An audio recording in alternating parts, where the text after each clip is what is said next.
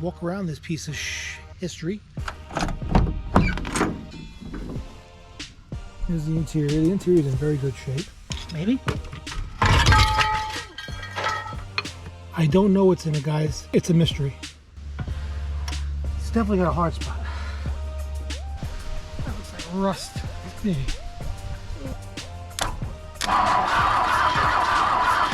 Yes! Yes! Yes! We got spark. Ah!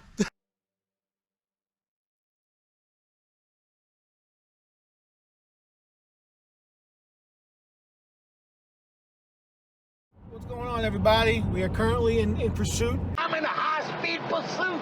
I'm going to take a look at a 1959 Ford Thunderbird.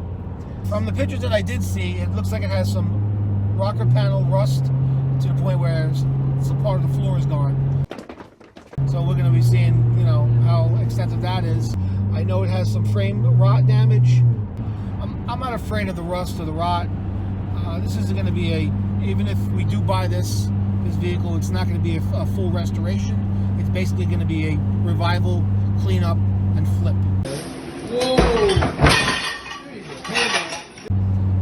We're looking at doing this for the channel. I want to start making this channel grow, and we gotta start somewhere. If this works out, this could be a perfect candidate for that. So, jingle bingle, Kris Kringle.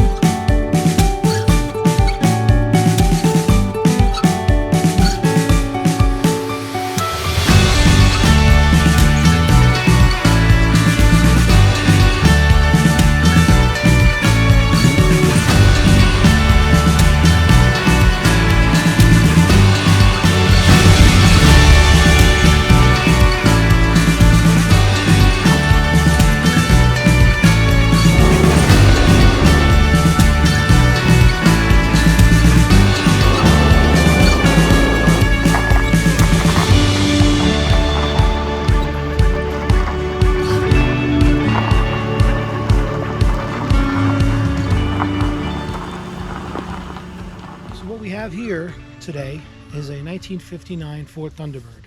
Now the backstory on this car is it was owned by a man that wanted to do a full restoration on it. Took it apart, started taking it apart, and then ended up getting sick and couldn't. I don't think he did really much. He just basically took a few parts off of it and placed them in the trunk. It comes with a bunch of better parts that are on it. The guy that I bought it from supposedly tried getting it running, so now it had not only one person messing with it, it had two people messing with it. I'm not too big of a fan of that, but it is what it is. The price was right. We want to get you guys some good content, so here we go. So let's get you guys out of the stand and walk around this piece of history. See what we're working with. So yeah, like I said, it's a 1959 Ford Thunderbird. Got a 352 small block in it. We'll get into that in a little while.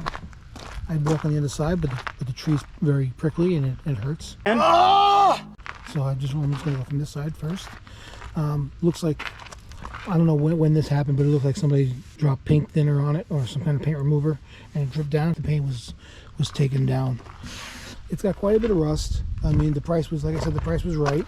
It has a bad frame. The frame is shot in the back. But we got some speed holes here in the rocker panels. Paint loss over here. But then, you know, like I said, for 64 years old, it is what it is. And then you come around the back, and now I got all the oldest trim and then some. The bumper's missing, but the bumper's I have the bumper. It came with basically everything. It came 100% complete, pretty much. Extra parts, to be honest. I have the bumper. I have all that trim. I have extra light tail lights. I have the gas tank, but the gas tank is not in the best shape. Comes with some extra speed holes over here in the back. Paint's bubbling, pretty much rotted. I forgot to mention it also did come with both rocker panels. Comes with a lot of parts. Like I said, the man that got sick did want to do a full restoration on it.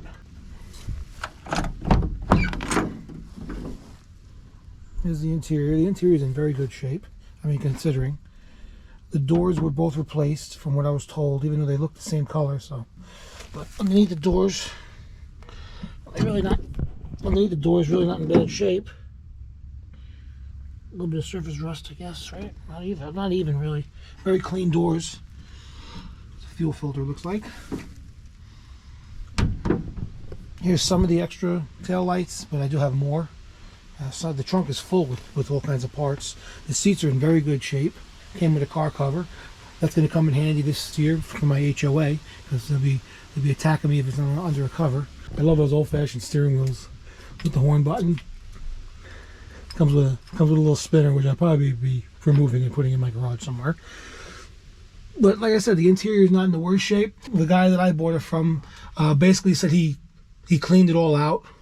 He cleaned a lot of it out. Comes with extra panels in the back, but there are some panels missing.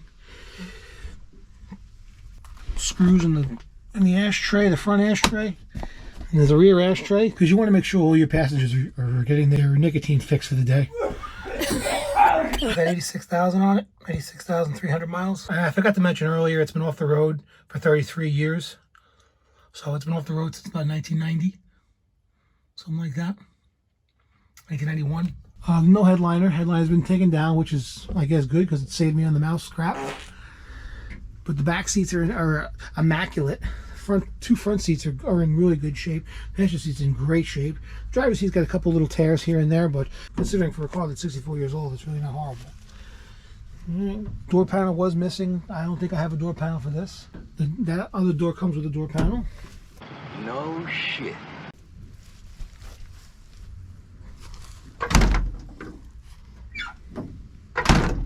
Oh yeah. Some little door's a little messed up. Gotta pick it up a little bit. Now I don't know if you guys noticed in the B-roll footage earlier, but this right rear tire was frozen. Most likely it's the drum sticking, so that's going to be a little bit of fun getting that loose. Because I'm not planning on working on it in my front yard, I kind of want to push it back there so it's closer to the garage and have a little more privacy.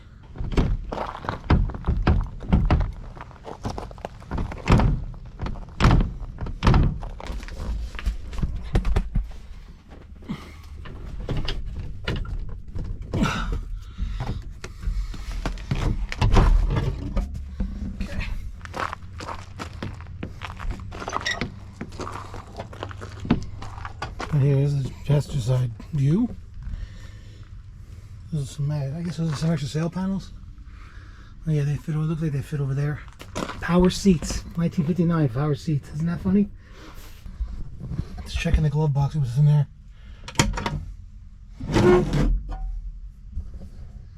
Yeah, some mouse remnants. That's good.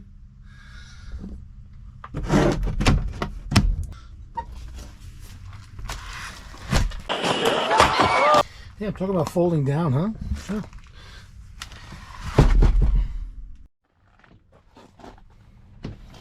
One thing I want to do before I close this door again, kick that rocker panel in. So when you're walking by, you're not gonna get sliced in half with jagged, rusted metal. I'm gonna close the door on it. Yep.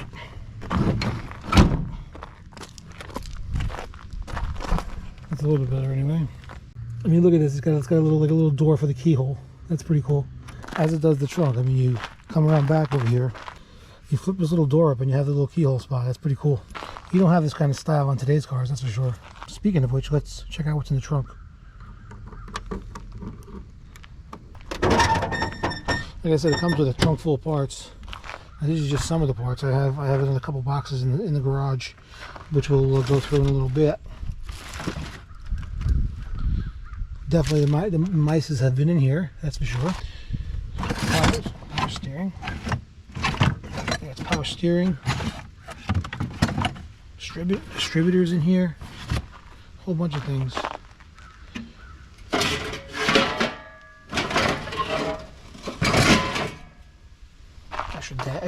Extra gauge clusters. There's a radio in here. These are all taillight bezels, taillight housings. Even if the car turns out to be a total pile and I can't resell it, I got double my money in parts.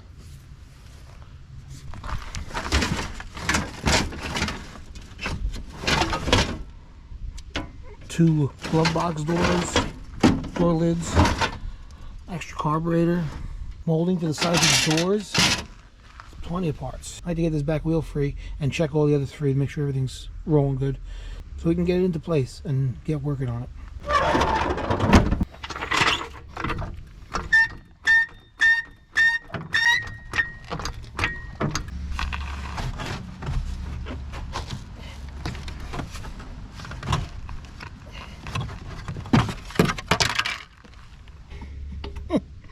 (13/16) I think this is the first time I've ever used a standard impact socket set.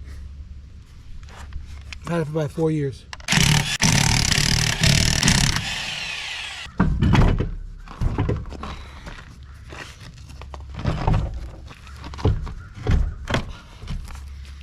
I forgot to mention, yes, prior to working on this car, I did get my tetanus shot.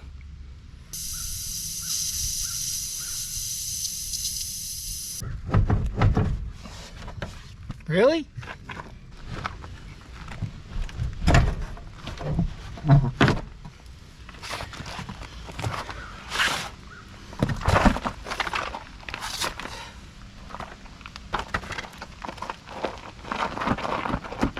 Note to self, next time don't pick it up by the rear axle.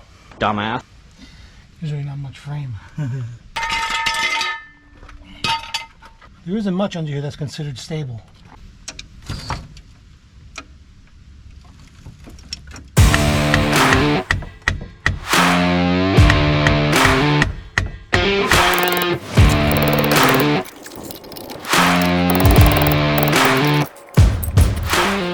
When I do this, I like to get the pry bar behind it and give it a couple of taps and just let nature do the work.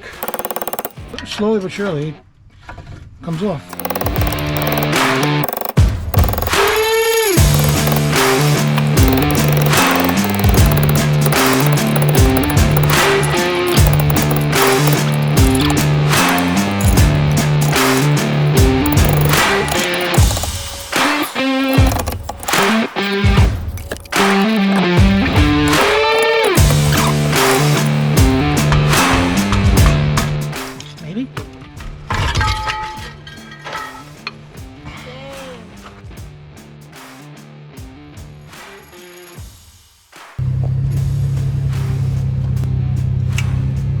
I really just want to put it over here on the floor. Careful, that thing. Yeah, it's loose.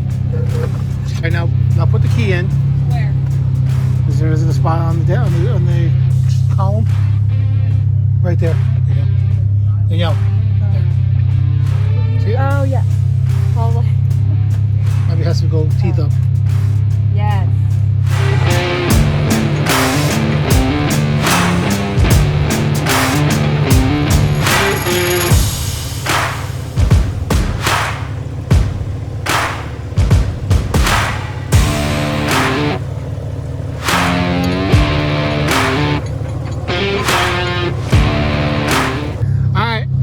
I'm going to pull you and we'll see what happens.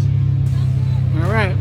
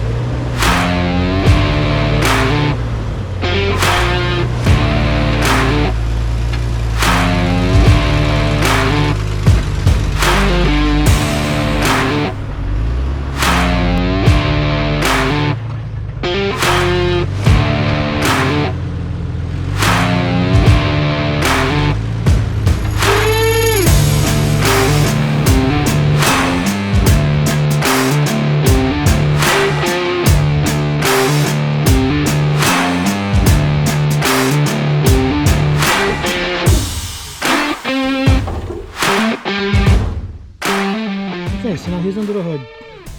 He did say that he had put some Marvel Mystery Oil down the cylinders. So yeah, that would explain the Marvel Mystery Oil down the hood. I don't know what's in it, guys. It's a mystery. Hence, mystery oil.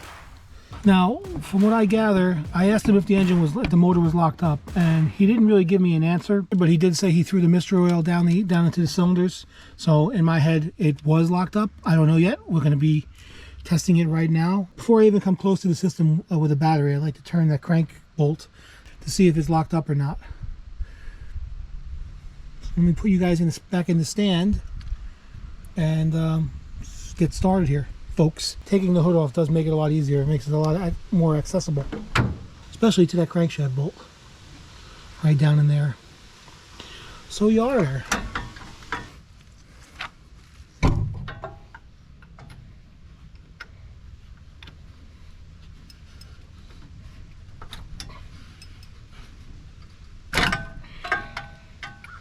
I'm gonna go so far.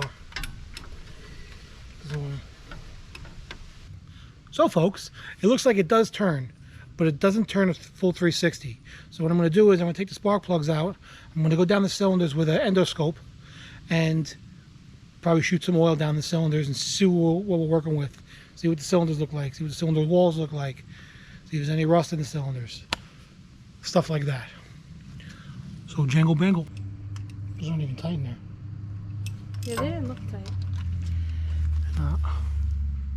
See folks, what I like to do is when I take the plugs out, I like to read the plugs, but these plugs have been taken out already. I don't know if they kept them in order. So we're not going to be able to really, I'm going to read the plugs, see what we got, but the plug that I take out of each cylinder doesn't mean that that's the cylinder that it came out of. And these really don't look that bad, they just look a little sooty. So far.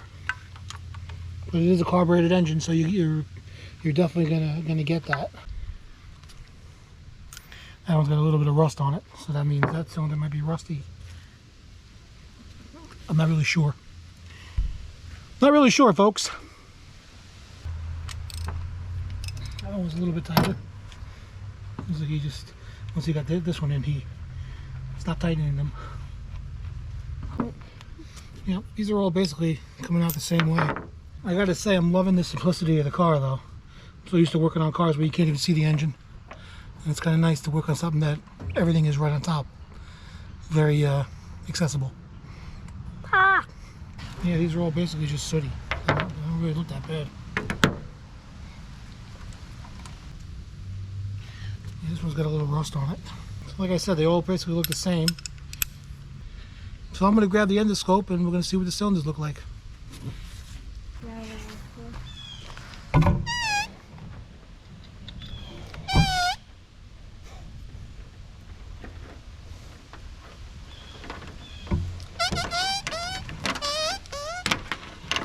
I gotta get all this. Let me get all this crap untangled. Well, this isn't the most expensive endoscope that I bought. It's actually kind of pork fried rice, egg roll, wonton soup, if you know what I'm saying. So after fighting with it for about 45 minutes, I finally got it to work. Okay, so let's take a look down the cylinders.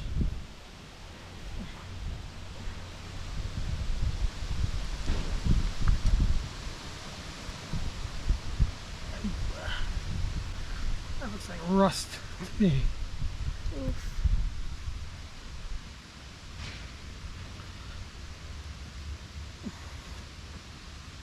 Well, this piston's is pretty much all the way up.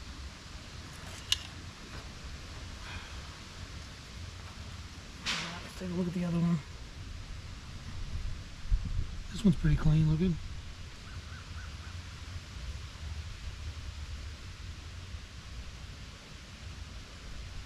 I don't know if that's damage to the cylinder or what that is. I mean, I don't know if that's damage to the piston or what that is, but It's a hole. it's like a chip.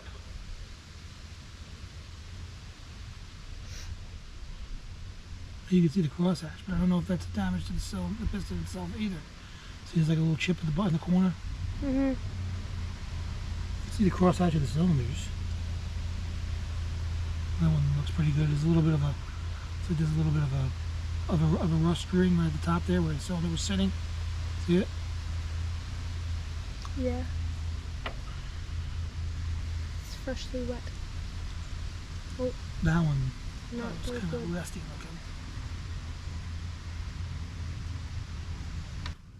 Well, I came over to the other side and I wanted to look down these cylinders on the driver's side, but the unit stopped working. So after fighting with it for another 45 minutes, it's basically a fail. It's not communicating with my phone. It works, but it's not communicating with my phone. So I'm going to spray some oil down the cylinders, all the cylinders, and I'm going to try turning it over by hand and see where that takes us. If it turns over by hand 360, I'm going to hook a battery up to it and see what we got, see if we got spark.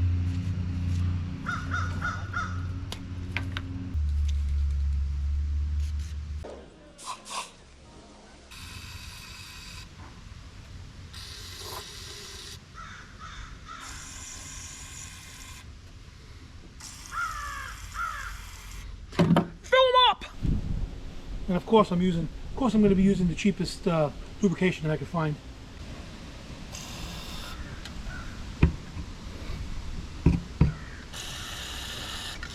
Spraying this stuff in the cylinders makes you feel like I'm at the carnival.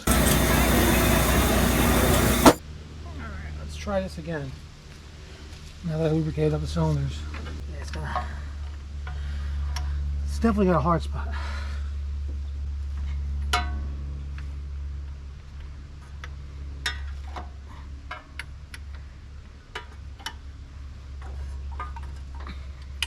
I'm trying to take this fan off of here. You want to take these off? Huh? Want to take these off? Sure. There, loosen them up. Those 4 bolts. I'm going to go get a zip tie so I can zip tie this back so it's out of our way. Okay?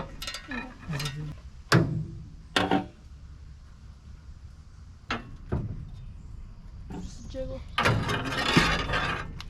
There you go.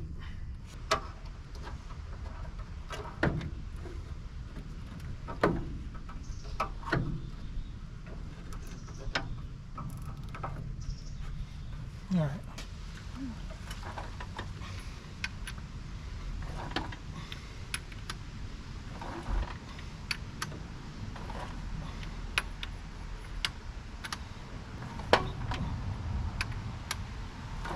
Yeah, it's going. Well, let's see.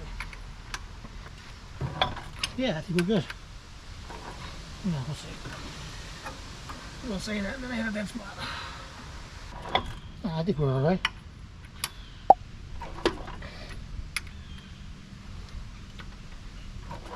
I'm going backwards with the engine, but yeah, I think we're.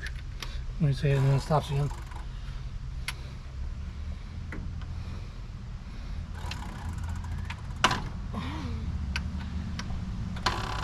Yeah, that was it. I think it was a ridge on the wall, on the cylinder wall. I think it just got past it. Yep. The engine turns. Oh yeah, folks.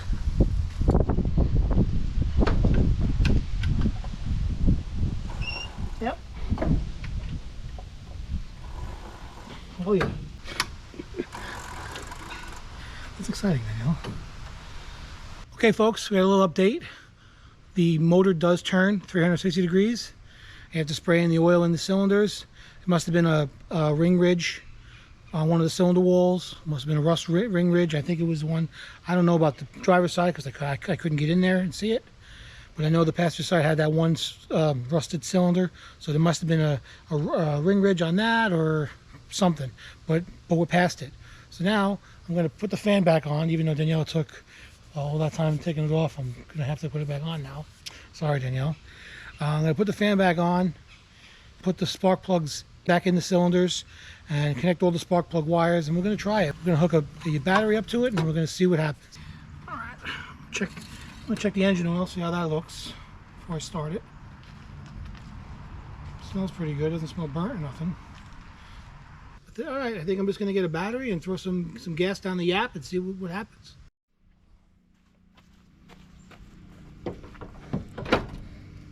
The battery that I have doesn't work with this car. I'm going to use my jump box and see if that would work.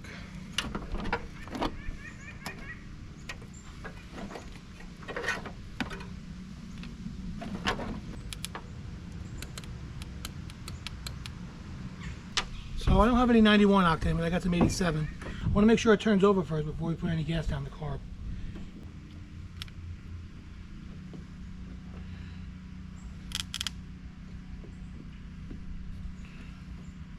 Ready?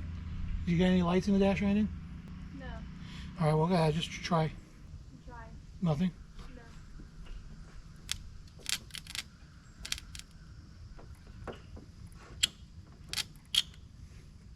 I don't think we have a starter cylinder, have you guys?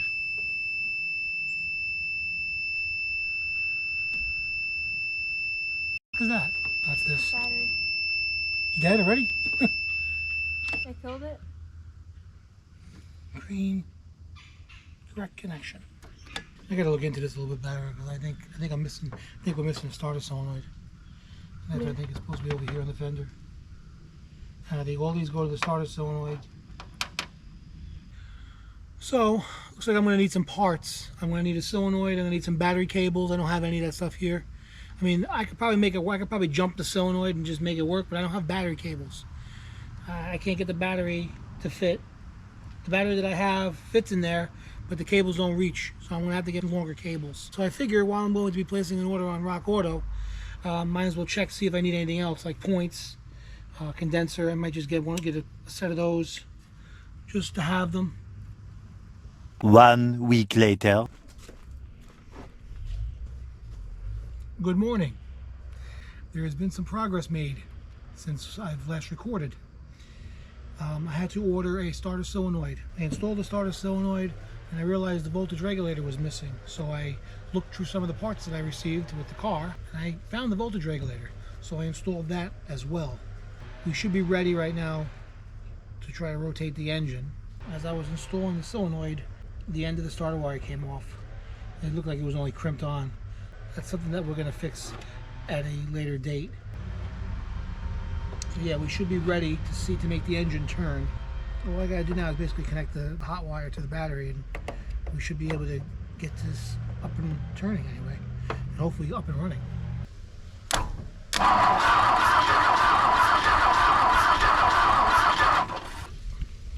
Alright, well it's obviously turning. Let's check for spark. Let's see if we get some spark. Hopefully we get spark. And I'll throw some gas down the app.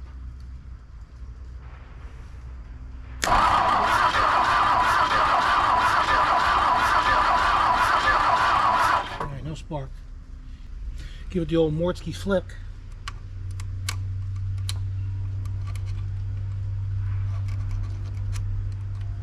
Still ain't getting anything. Alright guys, we're going to test this coil just to rule it out of being bad. I want to see if I can spend as little money as possible getting this thing started. On an old-fashioned coil, you got your positive lead, your negative lead, and then your coil wire lead. Alright, take a multimeter and you're going to put it on 200 ohms. If you're not sure which one ohms is, just look for the one that looks like a horseshoe. That's ohms. You're going to take you're going to put your positive lead to your positive lead and your negative lead to your negative lead. And you want anything below 5 ohms steady. And we got 2.2, so that's good.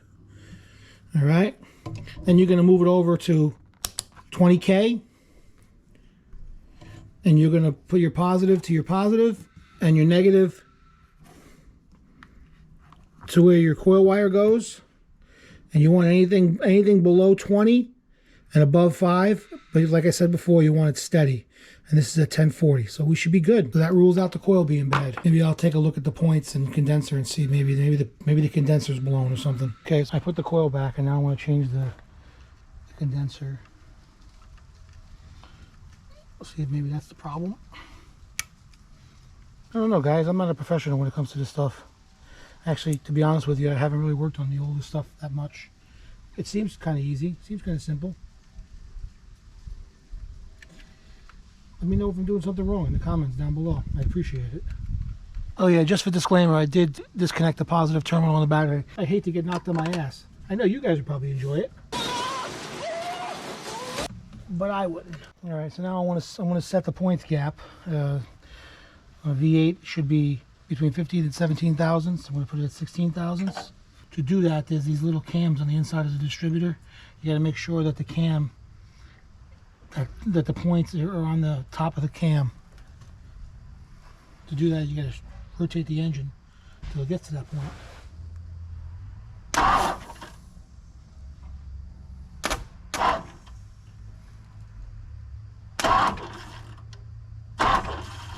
Alright, just like that. Then you adjust the points accordingly. Fire in the hole.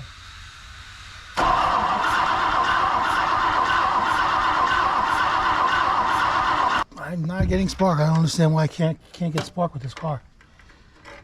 I mean, I got ground. It's good ground. All right, I think I'm gonna run a hot leg right to the.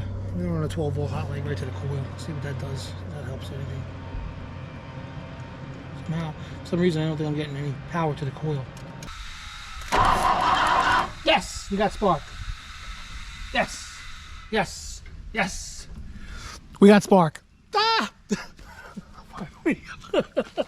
Finally, we finally got spark. Okay. I'm gonna throw some gas down the app. Yeah. Okay. Oop. Sprayed all over myself like an idiot. You're an idiot! All right. Let's connect the coil. Coil hot.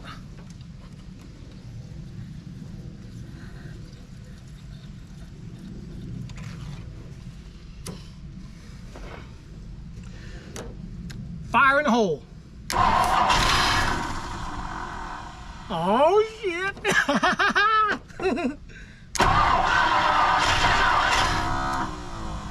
Oh yeah, baby. It's gonna fire. It already did fire. She's just thirsty, dummy. He's thirsty, dummy.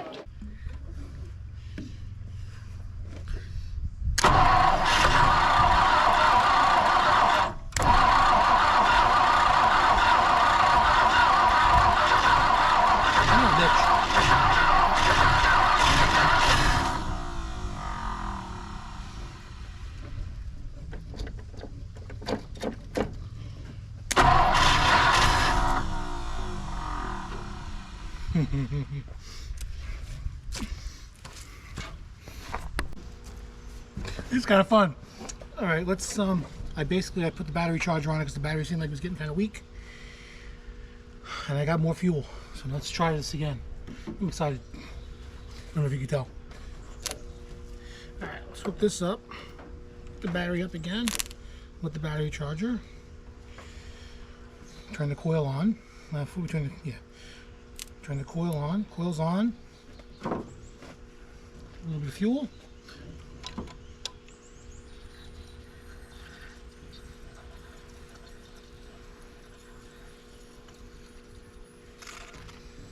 All right, let's fire it up. Try it again. Right? Yeah.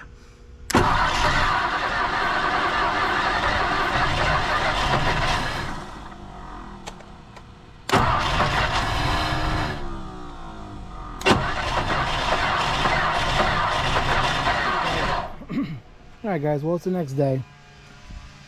I ditched the bottle. Get that. Oh! And I hooked up a clicky-clack pump to my lawnmower gas jug. I think it'll be a lot easier for me to start this thing with pumping fuel directly into the carburetor instead of just spraying it into the top.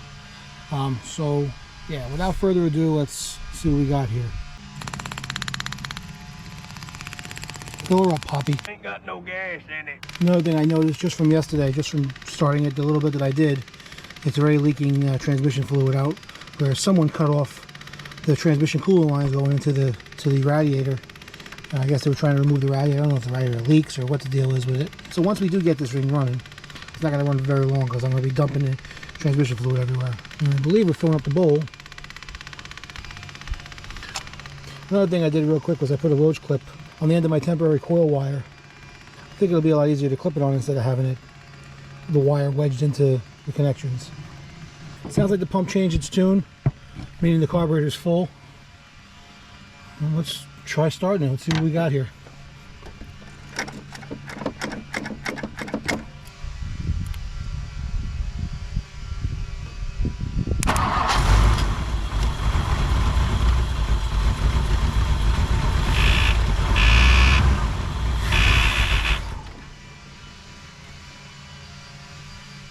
Started right up.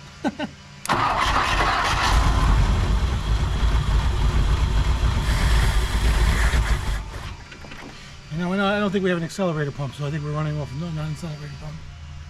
After 33 years, I don't think the accelerator pump's any good. It definitely idles. That's amazing.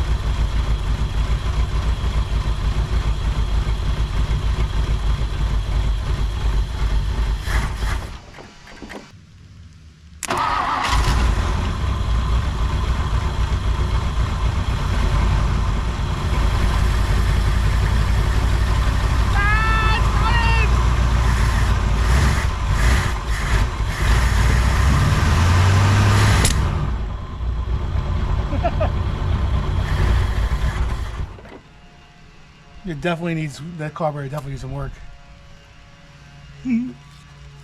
Firing it up. Oh my god. That sounds so good. Okay, but The carburetor needs to be fixed. It needs to be cleaned and it rebuilt. sounds so good. It doesn't sound bad, like. We're doing a burnout soon. Oh my god, it sounds like you could do one right now. Nah, it doesn't have any Besides the coolant. carburetor. Doesn't have any coolant going into the engine. It has the, like I said, the transmission fluid is leaking. It needs to be But it sounds so good. gone over. Right there.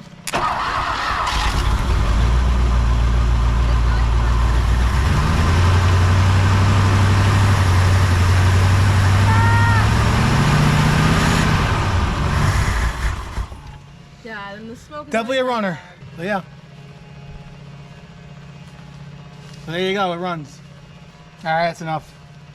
Because it's not ready. Not one more time. One more time. I already smell something get hot. So Yeah, I smell. yeah.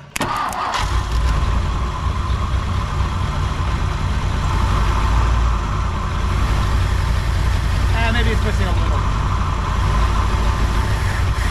Now they know it runs.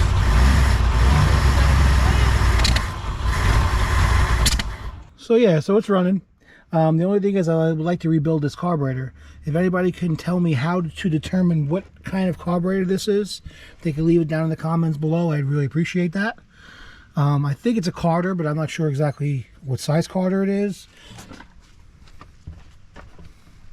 And I really don't know where there's markings on it to let me know what kit to buy. To let me know what size it is and basically what it is. So if somebody can leave some comments down below exactly what I'm looking for to determine what kind of carburetor this is, I greatly appreciate that. So there you go, folks. Will it run? Yes, it will run. Certainly. Now, will it drive? That's the question. Hey, I'm as happy as I can be for right now.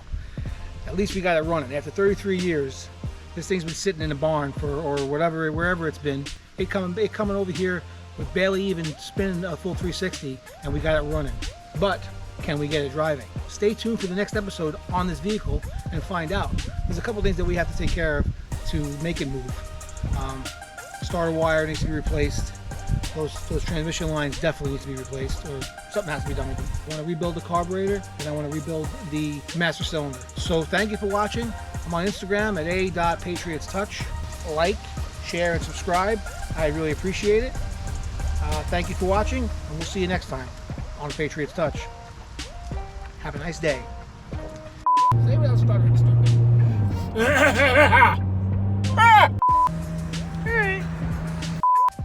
Let's get you guys out. So let's get you guys out of the stand. Let's kick that.